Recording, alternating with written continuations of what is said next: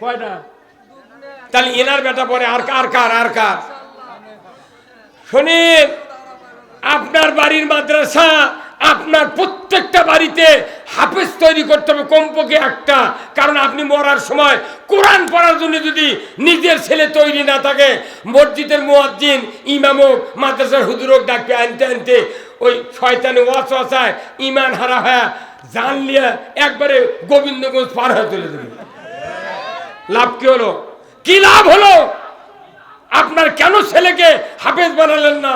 কেন আপনি জান্নাতে যাওয়ার রাস্তা ক্লোজ করে মারা গেলেন? কর এই যে ভাই যে বললো আপনাদের স্বতঃস্ফূর্তভাবে টাকা দিলেন, টাকা দিলেও সওয়াব হবে, কিন্তু নিজের বেটা যদি জানাজা করে এত বড় শান্তি পৃথিবীতে নেই। আচ্ছা রবিকুল ভাই, আপনার এই পিঠের মাঝখানে কোনোদিন কি চুল কয়নি? খাজানি বোঝেন নাই গে বাবা? আচ্ছা, কিন্তু আপনার হাতও বাচ্চা না। আমার পিঠে চুল কাচ্ছে এমন জায়গা, ইদিকও হাতও পায় না, ইদিকও পায় না। তাহলে কষ্টের ব্যাপার নয় ভাই? এখন এই পিঠ চুল কালে ওর জন্য আপনার এই একটা ইটের ঘর আছে, ওই যে একটা ইটের বিল্ডিং, ওই বাথরুম, ওর এই কানির যা যদি আপনি এইভাবে মোষের লাগান, তাহলে আপনার যদি ডায়াবেটিস থাকে ভয় হবি, যদি ঘাও হয় তো শুকাবে না, কষ্ট হবি, শিলা যাচ্ছে না, কিন্তু আপনি তো দেখিচ্ছেন না। তাহলে আপনার অবশ্যই একটা স্ত্রী আছে, তাক করবেন, নাসিমের মাও তুমি আর আমাকে চুলকে দাও তো। তখন দেখেন আপনার স্ত্রী বারে যাকে এতগুলো মেক্সি দিলেন, পেটিকোট দিলেন, জীবন যৌবন সব ধুলির সাপ, সেই বউ চুলকে দিচ্ছে এক হাত দিয়ে, কিন্তু যেটি চুল করছে সেটি করে আর হাত যাচ্ছে না। কথা বল না? তার কারণ কি? পিঠ একজনার, হাত আর একজনার। হ্যাঁ, কথা ঠিক কিনা? তখন আপনি আপনার স্ত্রী খুব জোরে ধমক দিন, হাই তুলে দে। তখন আপনার স্ত্রী দুই হাত দিয়ে চুল করছে, তাও আসল জায়গা যায় না। আমার ভাইয়েরা, নিজের পিঠে যদি চুলকায়, নিজের হাতে চুলকালে যেরকম আরাম, স্ত্রীর হাতে চুলকা দিলে ওই রকম আরাম হয় না। আমার নবী বলেছেন, যদি তোমার একটা নিজের ছেলে থাকে জানাজা করার মতো, তাহলে তোমার ওই ছেলে যদি জানাজা করে, তোমার সবচেয়ে জীবনের সফলতা আসবে।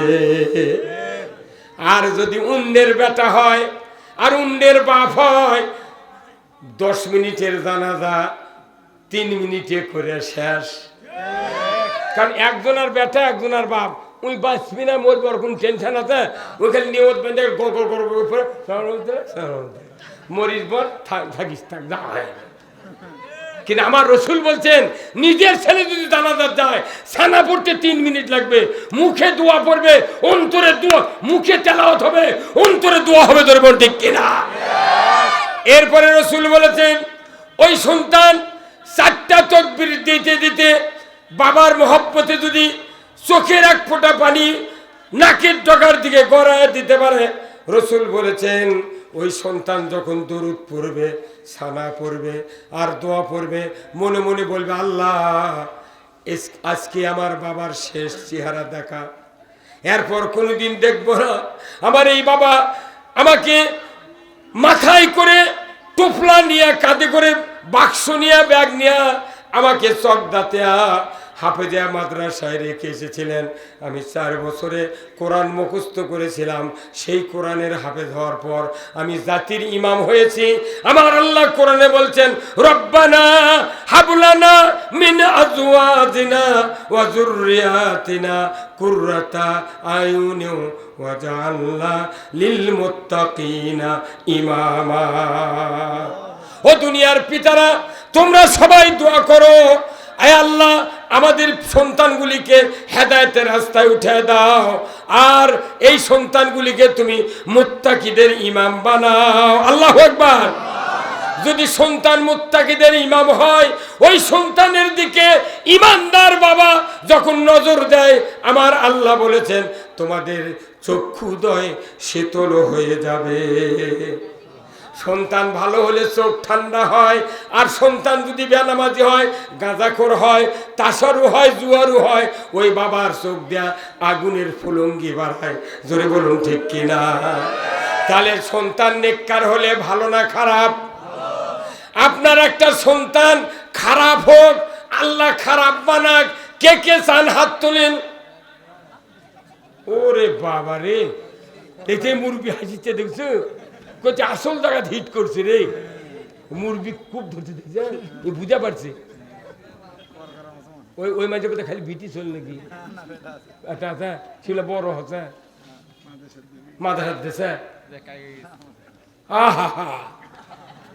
একটা মানুষও খারাপ বেটা চাইলেন না, কথা ঠিক কিনা? কেউ খারাপ বেটা চায় না, খারাপ কাপড় চায় না, খারাপ বউ চায় না, কথা ঠিক কিনা? বেটা নামাজ পড়ে না, বিড়ি খায়, তাস খেলে, আর ঘটককে বলে বাবা একটা ভালো পাত্রী দে। আর ওই বেহুদ্দ ঘটক একটাবার জিজ্ঞাসা করে না বাপকে, এ ছেলের বাপ তোর বেটা ক্যাঙ্কা আগে ক, তোর বেটা ক্যাঙ্কা উনকে পাত্রী তুমি, উনি তা শুনবেরও চায় না, কবারও চায় না, কথা ঠিক কিনা? একটা বাপ জীবনে বলেনি, আমার আজকে ৬৪ বছর বয়স, একটা বেটার বাপ বলেনি যে আমার বেটা এই এই গুণের, তুই পারলে এইরকম একটা বউ দে। উনি তা কয় না, উনি একটা ভালো বউ দে। তুই যদি ভালো মেয়ে গিয়ে তোর বেটার সাথে বিয়ে দিস, এটা তোর মান সম্মান থাকবে না।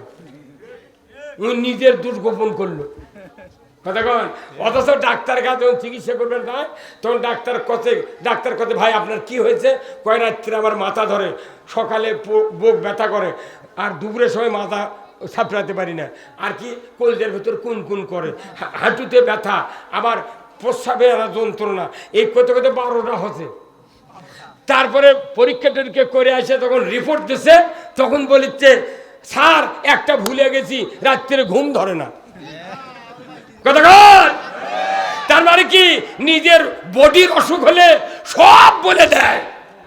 আর যখন ইমানের রোগ হয়, মসজিদের ইমামকে কোনোদিন কয়নি যে স্যার আমার বউ কিস্তিত বসে, গুরুপদ বসে, কি করা যায়, জীবনে কয়নি।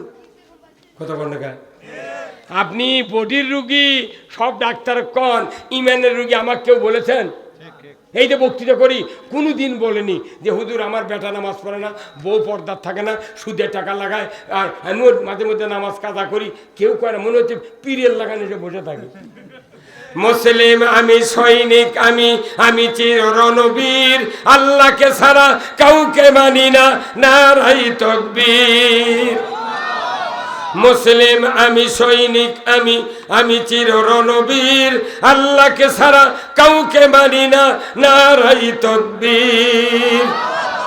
বীর মুসলমান ধরো আল কোরআন, ফিরায়া আনো সেই হারানো সম্মান। বীর মুসলমান, যেরকম মারহাবা, যে আওয়াজ শুনে ওরে মুসলমান ভয় কাঁপিত কাফির বেঈমান। যেরকম মারহাবা, দাউরে সে হুঙ্কার কররে তুলপার, পাপে দুনিয়া ভেঙে কররে চুরমার। বীর মুসলমান ধরো আল কোরআন, ফিরায়া আনো সেই হারানো সম্মান। বীর মুসলমান, আমরা বীরের জাত। আজ ইসলাম না মানার কারণে কুত্তা, বিড়াল, ইন্দুর আমাকে মাথা লাগতেছে।